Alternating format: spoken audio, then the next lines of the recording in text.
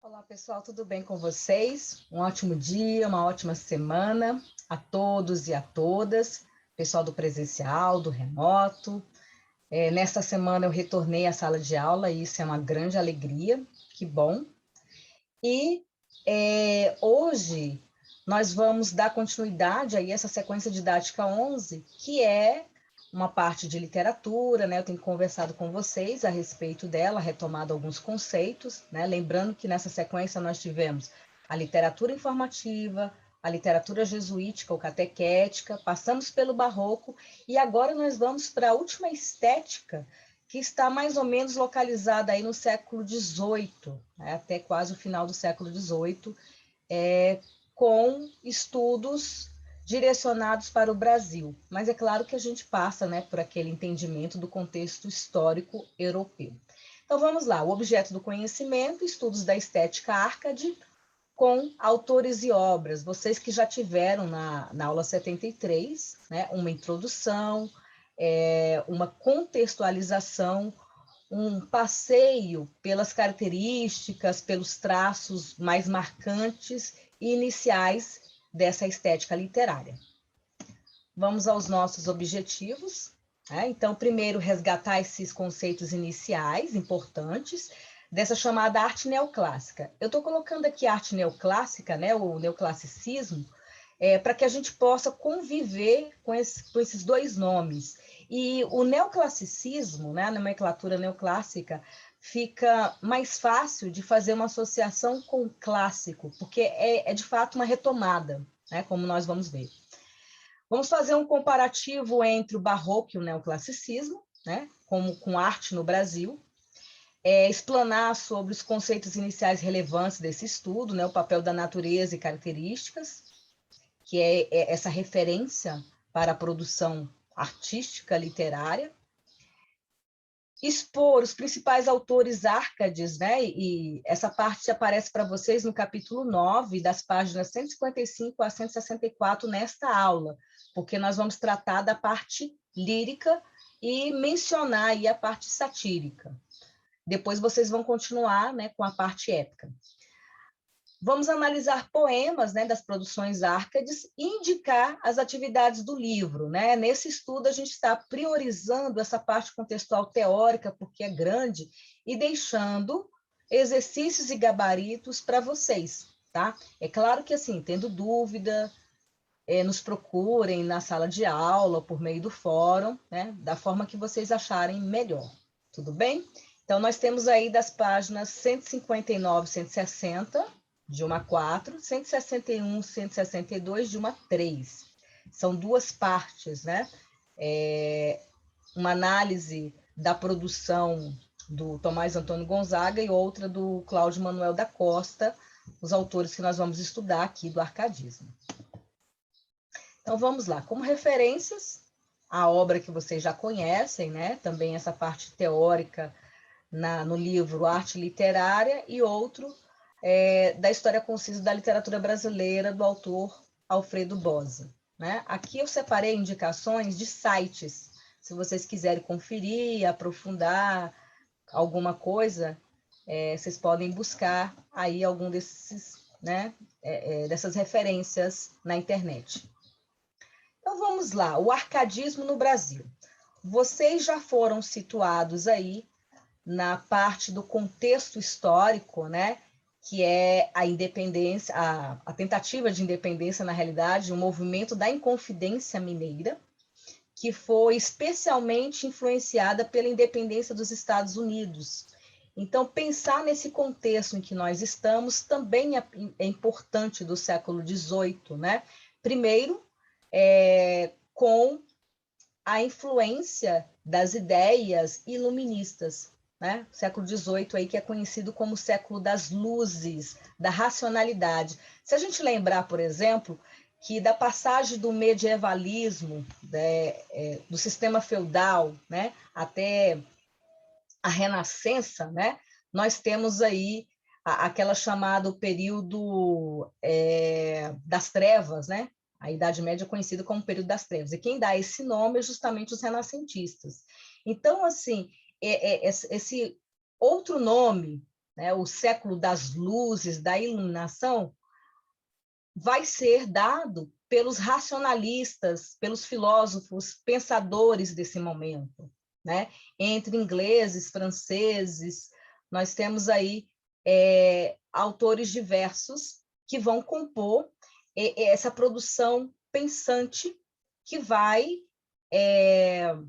ter como resultado uma mudança de percepção e de comportamento, inclusive questionando esse poder inicialmente aí dado por Deus, né, como descendentes de Adão e Eva, da própria aristocracia, né? Então a gente sabe que a burguesia está ganhando força, né, para sua ascensão definitiva após a Revolução Francesa, tá? Então são fatos que a gente precisa considerar. E a Inconfidência Mineira, em especial, é importante para a gente, porque deste movimento participam autores, escritores, árcades, né, como o Tomás Antônio Gonzaga, o Cláudio Manuel da Costa e o Alvarenga Peixoto. Inicialmente, eu tenho aqui uma análise visual, né, de uma pintura que retrata bem esse espírito neoclássico árcade. Então, diferente daquela exposição das sombras, do jogo, do escuro e do claro, do sofrimento, da dramaticidade, da dor, que é o barroco, né, aquela encenação, nós temos aí de volta uma aproximação com o estilo clássico, das cores, a suavidade, e aqui um cenário de alegria, que a gente chama de bucólico, né?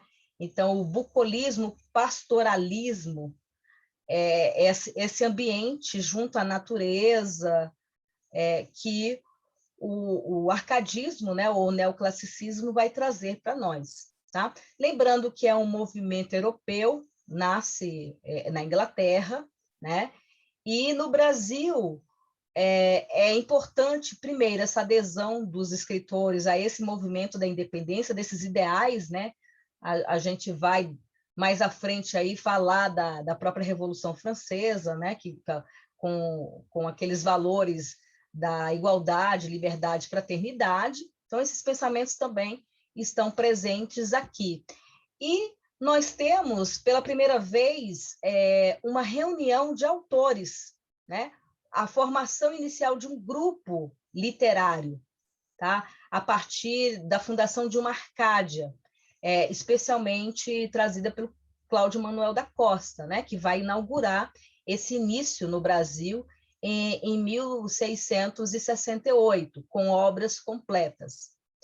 E aqui, então, eu estou retratando, né, essa imagem na pintura de Lacret, o balanço, né, o nome é o balanço, e ao lado a natureza, talvez como nós a conhecemos hoje, né? É uma natureza não habitada aí, aparece, né, sem pessoas, e é claro que sobre essa parte ambiental, né, com os cuidados com o meio ambiente, a gente teria muita coisa para dizer, que não cabe neste momento, né? Seria outro debate. Mas a natureza é a referência principal dessa produção. E a gente vai entender um pouco mais até por quê. Outra cena pastoral ou pastoril, né? Aí o nome dessa obra é Cena Pastoral, do Zuccarelli, e que também vai nesse mesmo alinhamento da harmonia, da felicidade, na simplicidade, no encontro entre homem e natureza. Nós vamos perceber que algumas vezes acontece uma simbiose, né? uma própria mistura entre o ser humano e esse lugar, né? Esse lugar que é um lugar de encontro e de iniciação, né, à vida, né? Vamos tentar pensar aí nessa passagem da arte barroca versus arte neoclássica. O que acontece, em especial no Brasil, como manifestação artística na pintura e na escultura, por exemplo, é que essa arte neoclássica não ganha efetivamente, ou muito fácil, né, um campo muito produtivo porque nós temos essencialmente ainda, especialmente Minas, né, que agora passa a ser esse centro do poder, uma arte barroca forte. Então, nós temos, e no máximo aí o que a gente consegue, o que a gente chama de rococó, que é até um aspecto artístico de transição, né, entre o barroco e o neoclássico, tá? Só para fazer uma comparação. Então, essa imagem já foi colocada para vocês, né, que é da nossa maior referência, né, na escultura, do Francisco Lisboa, Aleijadinho, Cristo carregando a cruz, e aí a gente vê a dramaticidade, a encenação, né, a dor. E aqui já passamos para o século XVIII com o mestre Ataíde, né, Manuel da Costa Ataíde, com uma perspectiva mais assim suave, né, e dentro do que eu estou colocando, né, do processo do rococó até o neoclássico, né? Então aqui tem uma suavidade, tem uma preocupação maior com equilíbrio e simetria, e a gente não percebe tanta extravagância. Então essa é uma diferença. Essa é uma obra curiosa, né, pelo título aí, é chamada Nossa Senhora da Porciúncula. O que seria essa porciúncula? Porciúncula é uma porção pequena.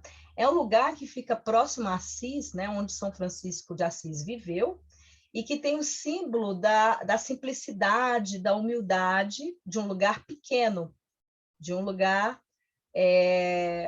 para se adorar, né, a Deus, mas um lugar que não está revertido de riquezas, né, que tem essa imagem da simplicidade, tá? São Francisco, né, que pela tradição católica, foi comemorado na segunda-feira, dia 4, né? E essa obra já está praticamente aí no século XIX, né?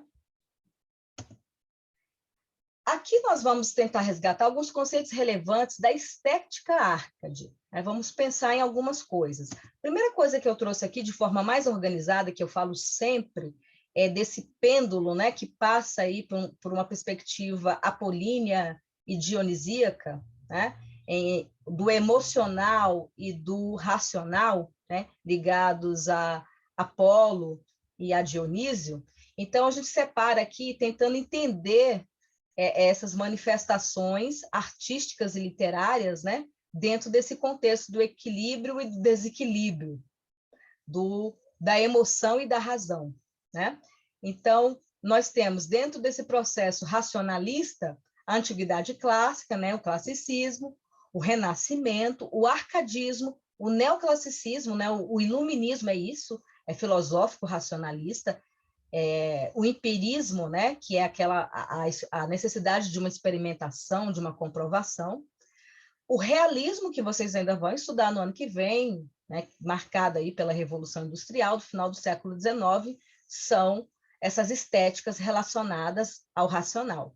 Já na parte dionisíaca, né, de Dionísio, Baco, o emocional, nós temos a primeira escola estética que nós estudamos dentro da literatura portuguesa, o trovadorismo, na Idade Média, veio o Barroco, lembrando que o humanismo é um período de transição, né? Não é dado como estética, assim como aquela literatura formativa de informação e a literatura jesuítica. Nós temos o Barroco marcado pela ideologia da Contra-Reforma, do século XVII. Depois, nós vamos para o Romantismo, marcado pela Revolução Francesa, que vocês vão começar a estudar no ano que vem, né? E são essas estéticas aí apresentadas para vocês de uma forma separadinha, só para fixar essa ideia. E, assim, pegando como referência a natureza, né? A natureza é símbolo da medida do equilíbrio e da harmonia. Tá? A gente associa também algumas descobertas, nada é o acaso, né? Tudo está relacionado, essa mudança de comportamento se relaciona aos eventos, aos acontecimentos do momento, né? E um deles, assim, são essas descobertas. Então, a gente tem aí, praticamente no final do século XVII, né? Essa lei da gravidade, ela é anterior à publicação, que é desse período das leis, né? De Newton, a lei da gravidade, como esse processo, né? também do equilíbrio, né, ali dos pesos, da equivalência e proporcionalidade. Então, o mundo pode ser descrito como uma máquina, cujo funcionamento é regido por leis inflexíveis e universais, né? Isso aí tem a ver com o processo da natureza, e a natureza é isso, ela funciona de uma forma equilibrada, de uma forma harmônica.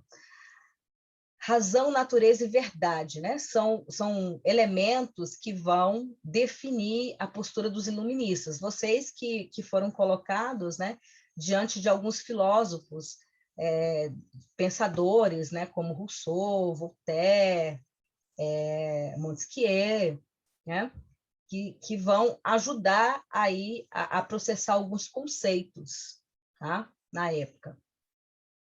E a natureza é o único elemento que se manifesta de modo concreto para a observação humana.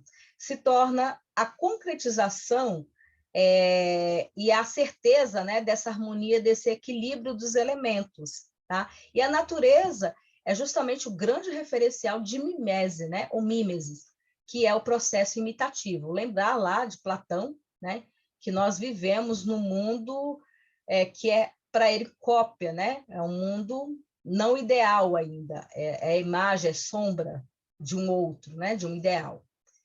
Mas a imitação desse próprio mundo, ainda aqui, né? Como cópia imperfeita, ainda é esse processo de mimesis. E aí a gente passa a lembrar de algumas características do arcadismo, o neoclassicismo, né? Que importantes para se destacar aqui. O bucolismo, o pastoralismo, né? Então, aí, o bucolismo como cenário da vida campestre, relativo aos pastores e seus rebanhos. Importante lembrar que o escritor Árcade, o poeta Árcade, especialmente, passa por o que a gente chama de processo de fingimento poético. Ele é um homem, né? Bem-sucedido na cidade, o Cláudio Manuel da Costa e o Tomás Antônio Gonzaga, por exemplo, né, exercem papéis ali de advogado, juiz, né, desembargador, vive na cidade, na urbis, né, no espaço citadino, mas se fazem de pastores, né, assim, como se vivessem no campo, nessa vida pastoril. Os poetas e as musas no pastoralismo são identificados como pastores e pastoras. Os poetas usam pseudônimos, isso é muito importante, que neutralizam as diferenças sociais evidentes, ao mesmo tempo que possibilitam o anonimato. E essa criação da musa, né? O poeta lírico Árcade se dirige a uma musa em especial, criada por ele, às vezes com alguma referência real, que é o caso de Marília de Dirceu, né? Dirceu, que é o apelido aí, o pseudônimo do Tomás Antônio Gonzaga. Simplicidade, isso fazendo oposição a quem, gente? Ao barroco, ao exagero, ao rebuscamento, né? Aos excessos do barroco. Então, a linguagem é mais simples, escrita direta, clara, sem um rebuscamento. Formas poéticas são as formas consagradas aí do século XVI, o soneto, a canção, a ode, a elegia. O barroco também usa o soneto, né? Como forma fixa, embora se oponha aí ao classicismo. Já o arcadismo, por uma questão óbvia, né, como tenta resgatar características desse movimento clássico, vai também reproduzir essa forma de composição poética. Resgate de temas clássicos, os temas que expressam a filosofia de vida, características do mundo antigo. O lema é imitar e seguir os antigos, também processo mimético. Então, figuras mitológicas podem aparecer, né, de alguma maneira. E muito importante, uma das frases que a gente tem aí, né, o carpe diem, aproveitar, gozar o momento, aproveitar a vida, né, mesmo antes da sua efemeridade apresentada lá pelo homem barroco, que era, na realidade, para ele, mais um processo de conflito, né? Embora também o barroco usasse essa frase, né, o carpe diem, como algo relacionado a aproveitar, a viver bem no presente. E aí nós temos frases, né, como imitação clássica grego e latino, né, e daí por isso que as frases aparecem em latim, que direcionam para esse pensamento Árcade. Uma primeira frase aí é o fugere urbem, né, fugir da cidade, da urbanização, e privilegiar essa vida na natureza, no campo. Aurea mediocritas, o medíocre para a gente tem um valor muito pejorativo, né? É algo que é alguém medíocre, alguém muito abaixo da média. Mas na origem da palavra é o equilíbrio, é o mediano mesmo, né? O médio. Então, mediocridade áurea, né? Seria a valorização das coisas cotidianas e simples. Nem muito, né, para cima, nem muito para baixo, é o equilíbrio, é o meio. O locus amoenos, como lugar ameno para se viver, buscar um lugar tranquilo, agradável, onde os amantes, né, os namorados, amigos, possam desfrutar os prazeres da natureza. Daí aquela imagem do balanço, da imagem sempre no campo, né? Uma outra ideia que a gente pode resgatar, né, associando a uma obra que até é solicitada no Paz, é a Carta Meneceu, né? A Carta Felicidade, a Carta da Felicidade, né? Que é essa ideia de como viver melhor, viver bem. A quarta frase aqui é inutilia truncant, que significa cortar o inútil. Como o barroco é a estética do excesso, e o Arcade, ou o neoclássico, se opõe a isso, né? Então vamos cortar esses excessos e primar pela simplicidade. O carpe diem, que eu já coloquei para vocês, seria cantar o dia, aproveitar o momento presente. E aí a gente passa para o arcadismo no Brasil, autores e obras. Primeiro, quem foi o Tomás Antônio Gonzaga, né? Ele nasceu em 11 de agosto de 1744, em Porto, Portugal, né? Então não é completamente brasileiro aí, filho de mãe portuguesa e pai brasileiro, ficou órfão de mãe e veio para cá bebê, né? Mas nasceu em Portugal. Estudou em colégios jesuítas, era muito comum, eles estudavam em colégio, eu digo eles, né, esse grupo de escritores que tinha até uma certa posição, né, tirando aí o padre Antônio Vieira, que tinha uma condição um pouco mais simples, né, mas o Gregório de Matos, que era de uma família rica, o Tomás Antônio Gonzaga e o Cláudio Manuel da Costa, que eram pessoas com um lugar aí social, né, pelo menos mediano e de boa formação. Então, eles estudavam no colégio de jesuítas e terminavam os estudos em Coimbra, tá? E de lá que eles recebiam as influências dessas estéticas, dessas novidades. O Tomás Antônio Gonzaga teve uma musa, né, inspiradora, uma musa bastante famosa, chamada Marília de Disseu. De Disseu, porque é o apelido dele, é o pseudônimo, né? Cabe nesse momento, vou fazer um parênteses para diferenciar pseudônimo de heterônimo. O nosso poeta português, bastante famoso, né, do modernismo português, Fernando Pessoa, se valeu do uso de heterônimo, que é a criação de um outro ser. Não é só se fingir, né, de pastor ou de uma outra pessoa. O Fernando Pessoa cria exatamente um ser, né, além dele, que tem ali até um mapa astral, né, tem data de nascimento, tem características de personalidade, é mais complexo, né, só para dizer. E nesse processo de fingimento poético, né, dentro do uso de pseudônimo, que é só a adoção do nome de uma outra persona, o Tomás Antônio Gonzaga escolhe, né, o nome Disseu e Marília, que já foi até esse nome aí, não é uma inovação dele, né? Nós temos um poeta de referência da literatura portuguesa, o Bocage, que serviu, né, de modelo, tá? E ele tem um estilo um pouquinho parecido até com o Gregório, né, na composição de uma poética mais sensual, erótica, e e uma composição lírica que foi modelo, né, e influência para muitos poetas, e aqui no Brasil também.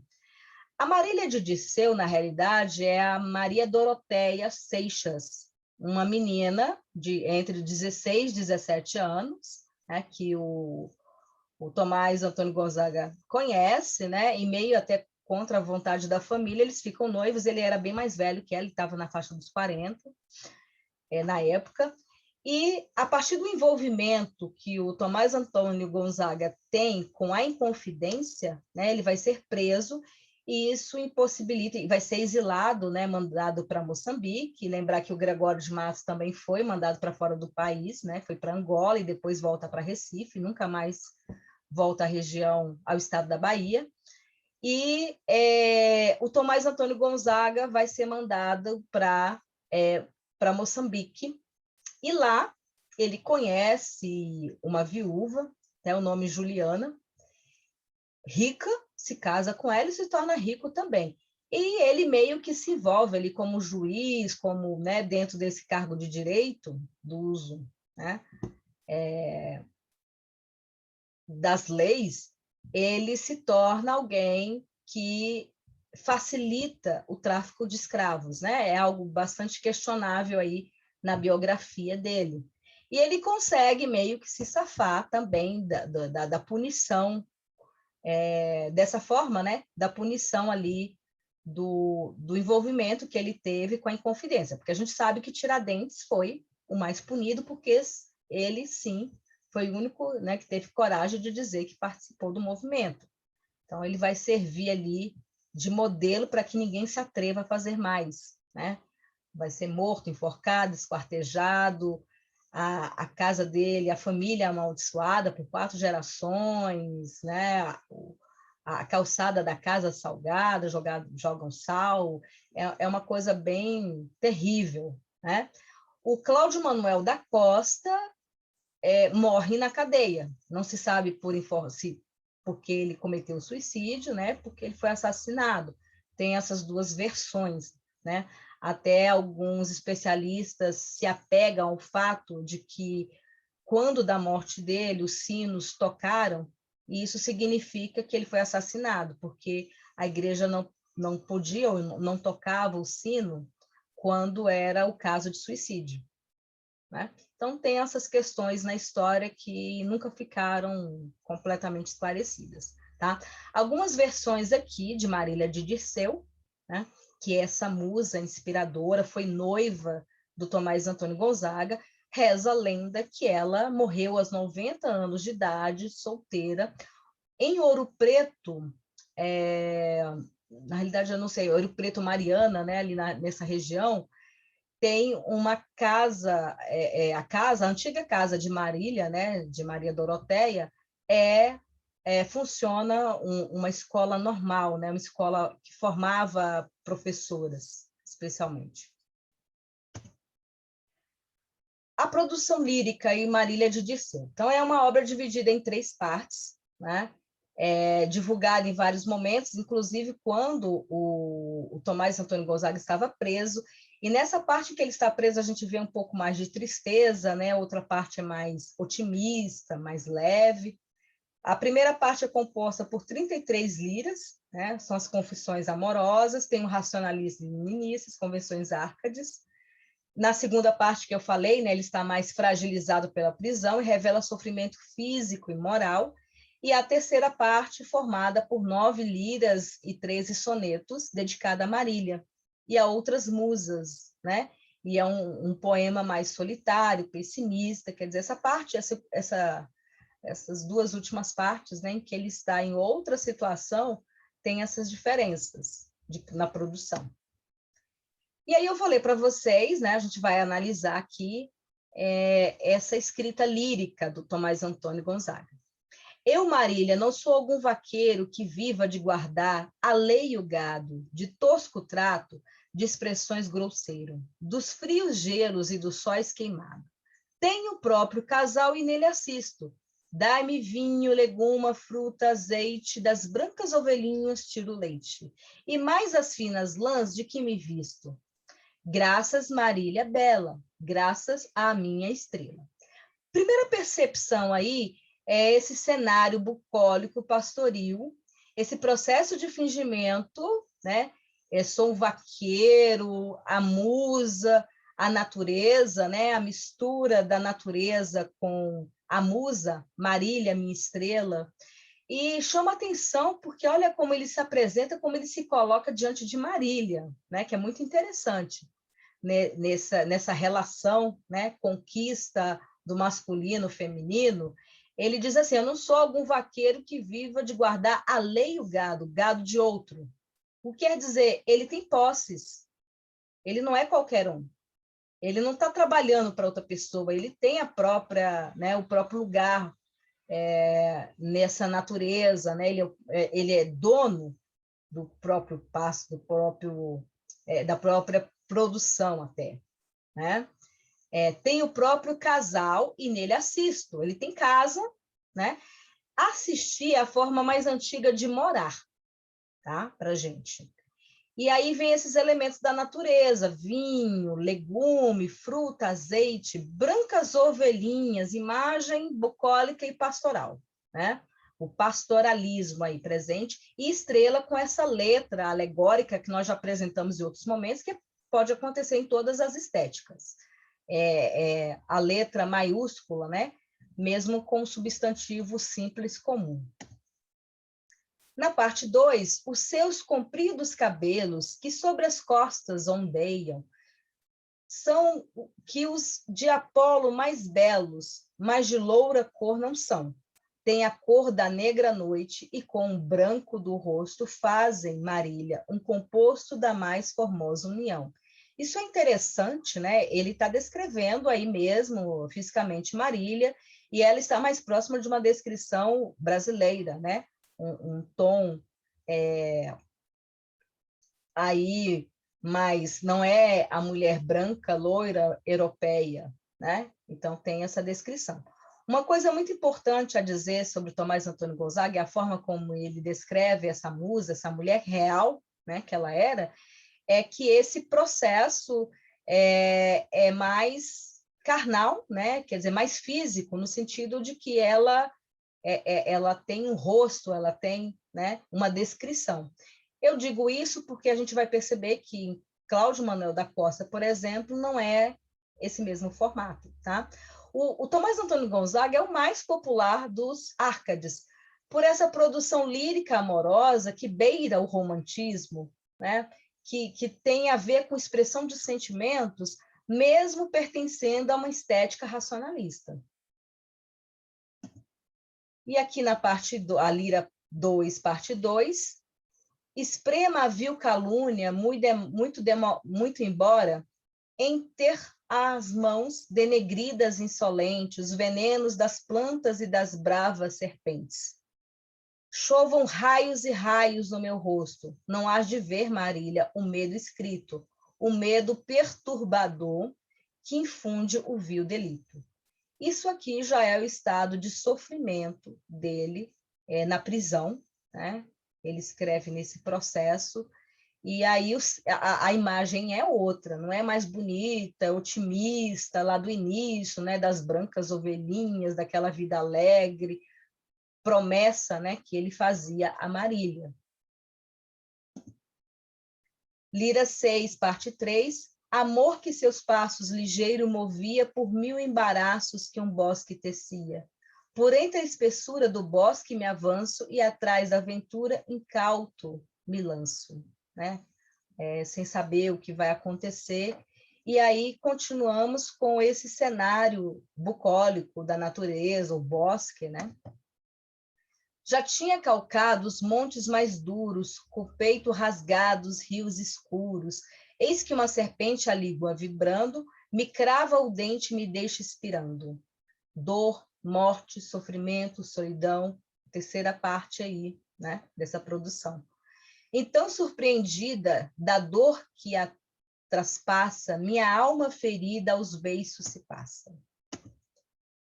Bem, as principais características dessa produção Marília de Dirceu, né? Primeiro aí esse culto à natureza, o pastoralismo, que é associada à tradição greco-latina, lá da Antiguidade Clássica, né? Lembrar isso, que depois vai ser resgatada pelo classicismo e agora o neoclassicismo. O repúdio à vida citadina na cidade, urbe, né? Fugir ali da cidade, né? Entre as frases que nós temos. O culto à simplicidade, exaltação ao bucolismo é essa vida junto à natureza. Forte preocupação formal com o poema, né? Nós voltamos aí a esse rigor formal poético, sem o exagero vocabular do barroco. Linguagem simples e coloquial para reforçar isso. E aí nós temos, né, a obra satírica, que é uma parte interessante também, e que eu já digo para vocês que foi atribuída a Tomás Antônio Gonzaga, as Cartas Chilenas, já foi a obra do Paz, né? A gente diz que é atribuída porque não se tem 100% certeza. Foram cartas distribuídas, né, em Vila Rica, na época, e essas cartas pararam de circular quando da prisão dos Inconfidentes. Então, aí era a certeza de que poderia ser do Cláudio Manuel da Costa ou do Tomás Antônio Gonzaga, depois chegar a essa conclusão de que era realmente dele. E, como toda sátira, né, vai ter aqui um cristão a ser criticado, no caso, o próprio governante da época, né, na cidade de Vila Rica, né, atual Ouro Preto, tá? São diversos poemas que circulavam e tinha uma estrutura, né, 13 cartas, tá? Ele escreve, né, sob o pseudônimo de Critilo, e escreve a seu amigo Doroteu, contando a realidade desse lugar, né? Mas ele diz que é do Chile, ele inventa um outro lugar, um outro nome, né, de governante, que no caso era o Fanfarrão Minésio, mas para falar, de fato, do governo da época e dessa região em Minas Gerais. A obra é composta por versos decassílabos, né? 10 sílabas poéticas, brancos, que já é uma ruptura com esse estilo clássico, né? Porque os versos brancos são aqueles sem rimas, assim como os versos livres são sem métrica, né? Como a gente sabe. E a linguagem satírica, às vezes, agressiva, né? No sentido de denunciar, de criticar pessoas.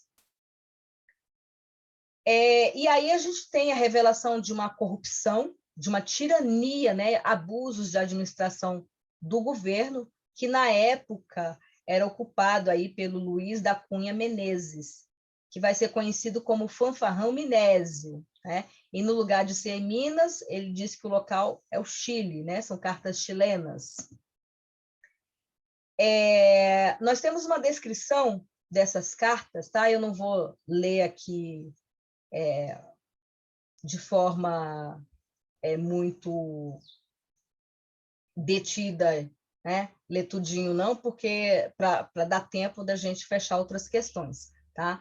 Mas aí a gente tem, né, a chegada do governador, centralização dos negócios, a questão as desordens, né? O que começa a chamar a atenção, especialmente lá na quinta carta, né, são as desordens desse governante, tá? Então ele gasta demais, né? Ele causa muita confusão na cidade, tem a parte das corrupções, das desordens, né? Ele faz assim cria uma cadeia, né, por um valor inacreditável, né? Ali que extrapola toda a condição da cidade, do local, e praticamente esse é o centro da crítica, né, e da carta, é um formato epistolar, né, essa produção literária. Então, nós temos o nepotismo, né, desse governo, e todo o mal que ele estava imprimindo, né, na cidade. Então, é um sistema de denúncia, de crítica e denúncia, essa obra satírica, tá? Aqui, muitas obras hoje, vocês vão perceber, estão no formato HQ, né? Que é interessante olhar, não substituir a obra, obviamente, mas é uma produção, uma releitura interessante para a gente também conhecer. E aí a gente tem as cartas chilenas em HQ, e eu peguei 2 trechos aqui para a gente ler. Então, olha só, na audiência com o Fanfarrão, né? Fanfarrão Minésio, que era esse governante autoritário, gastador e corrupto. Consegui, o Fanfarrão me dispensou de casar com a irmã de minha amante. Próximo. Daria para queimar este processo, senhor Fanfarrão? De que está sendo acusado? De cumprir as suas ordens. Então, tudo na forma de uma sátira, de uma brincadeira, de ironia, né? E essa última tirinha aqui. Ó, minha alma está tocada de compaixão. Como sofro pelos pobres desta terra. Quero doar tudo que puder para a caixa de esmolas da igreja. Que Deus lhe pague em dobro, meu filho. Em dobro? Onde está ele? Então, assim, interesse, né? Fazer para ter lucro, ganhar em dobro, essa realidade que ele coloca lá. E eu vou, né, ler um trechinho aqui que nós temos, só para vocês terem ideia da obra. Pretende, Doroteu, o nosso chefe erguer uma cadeia majestosa, que eu citei para vocês, essa construção, que possa escurecer a velha fama da Torre de Babel e mais dos grandes, custosos edifícios que fizeram para sepulcros seus os reis do Egito. Talvez, prezado amigo, que imaginem que neste monumento se conserve eterna sua glória, bem que os povos ingratos não consagrem ricos bustos, nem montadas estátuas ao seu nome. Desiste, louco chefe, dessa empresa, um soberbo edifício levantado sobre ossos de inocentes, construído com lágrimas dos pobres, nunca serve de glória ao seu autor, mas sim de opróbrio, que é vergonha, né? Então, aí ele diz que esse chefe só quer erguer essa cadeia para ficar lembrado, né? Para derrubar aí essas grandes obras do passado, e ele não tem intenção, de fato, de ser bom para a população. Agora a gente passa para o Cláudio Manuel da Costa. Quem foi? Né? Então, advogado, minerador e poeta português, Brasil Colônia, né? Destacou-se com a obra poética e pelo seu envolvimento na Inconfidência Mineira. Ele escreve a obra que inaugura, que são obras poéticas, e também é o responsável pela formação da Arcádia, né? Do grupo neoclássico no Brasil. Tá? Um dos principais poemas, um épico, né? É Vila Rica, né? O antigo nome aí para Ouro Preto. A sua poesia lírica tinha influência de Camões, isso é importante colocar, tratando sobre o sentimento amoroso, a descrição da natureza. Né? Então, aí fundou a Arcádia, chamada Colônia Ultramarina, na cidade de Vila Rica, e escreve obras poéticas, que é a obra inaugural do arcadismo no Brasil, tá? Que data aí de 1768 também.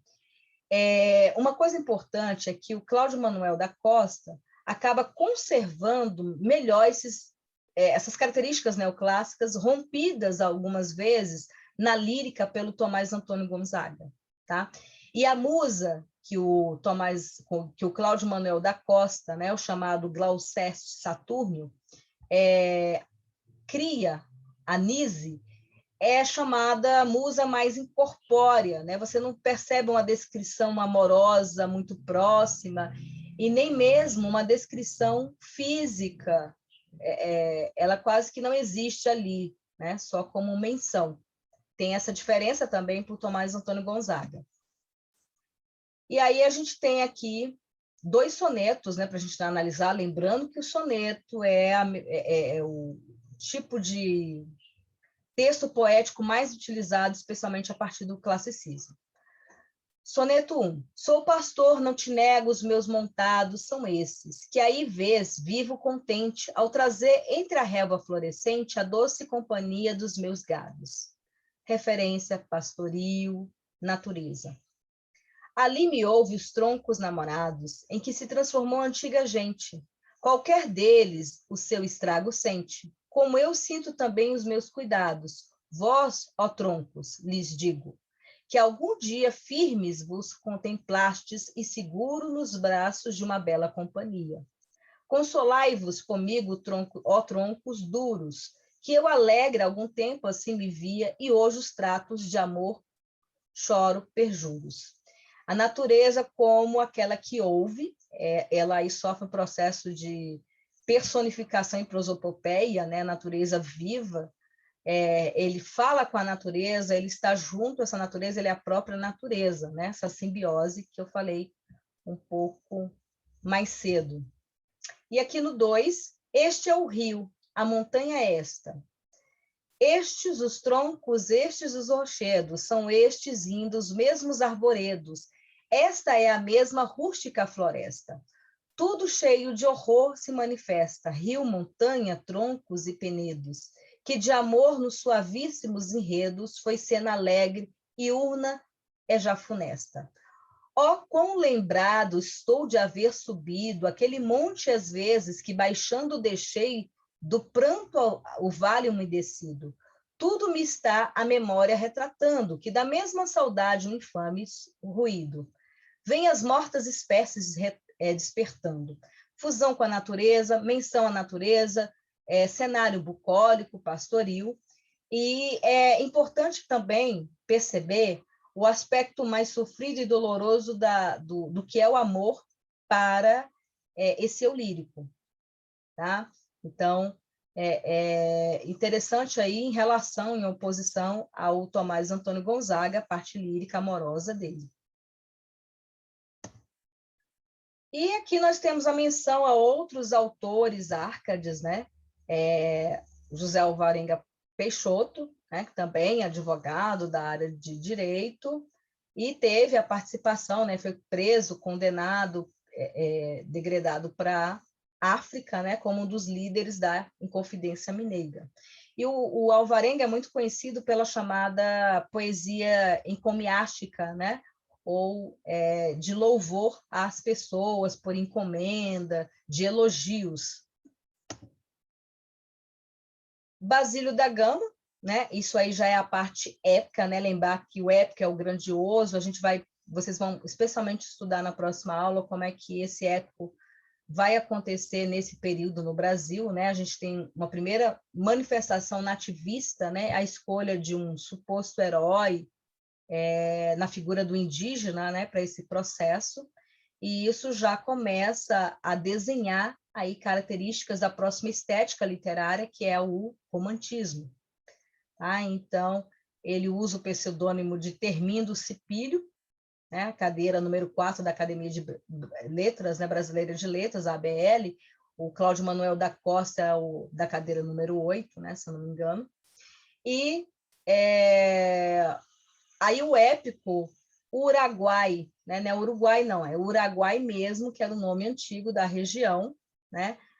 Com o tema de um evento histórico muito importante, aí, um confronto, né? A guerra iniciada pelos portugueses e espanhóis contra indígenas e os jesuítas, né? Nos Sete Povos das Missões. Inclusive tem um filme, né? A Missão, com Robert De Niro, que é bem interessante, que relata exatamente esse processo histórico. Na obra, o autor faz crítica aos jesuítas, que são apresentados pelo padre Balda. O padre é considerado vilão, né? Inimigo o Marquês de Pombal, a gente sabe que é a grande referência para as ideias iluministas, né? A expulsão dos jesuítas. Então, aparece aí também nessa obra. E o próprio Basílio da Gama escreve, né, uma ode ao Marquês de Pombal. Exalta o indígena e provoca aí forte admiração, é tida como a melhor obra, embora não siga nem os padrões clássicos, como vocês vão perceber. Santa Rita Durão, que vai seguir os modelos do clássico, né? Escreve lá em 10 cantos, tal, mas que não tem a obra tão reconhecida como o do Basílio da Gama, né? Mas é uma obra interessante, essa, o Caramuru, né? Que é o filho do trovão, a partir de uma personagem real, né? O Diogo Álvares, que é um náufrago, né? Que vem para a costa brasileira e aí tem, né, uma paixão por uma indígena, né? E com ela se casa. Então, o poema épico do descobrimento da Bahia, tá? E, né, padrão de poesia de Camões. Eu termino aqui com vocês com uma referência no modernismo português, Fernando Pessoa, ele, de quem, né, eu peguei o conceito de heterônimos para diferenciar do pseudônimo, né, como criação de um outro. E um dos heterônimos do Fernando Pessoa é o Alberto Caeiro, que é essa ideia de um homem simples que vive vive melhor junto à natureza. E o poema dele diz o seguinte: eu nunca guardei rebanhos, mas é como se os guardasse.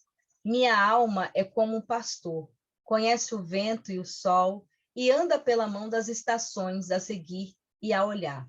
Toda a paz da natureza sem gente vem sentar-se ao meu lado, mas eu fico triste como o pôr do sol. Então, bonito também aí essa referência, né, entre ser humano e a natureza como um só.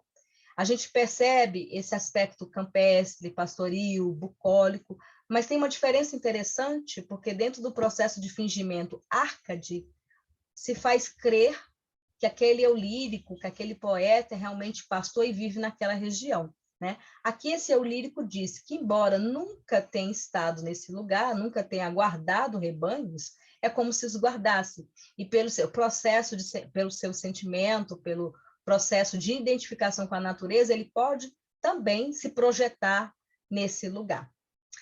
É isso, eu espero que vocês tenham compreendido um pouco mais sobre essa estética Árcade, né, ou neoclássica, que agora, né, a gente fala do nosso lugar, do nosso Brasil.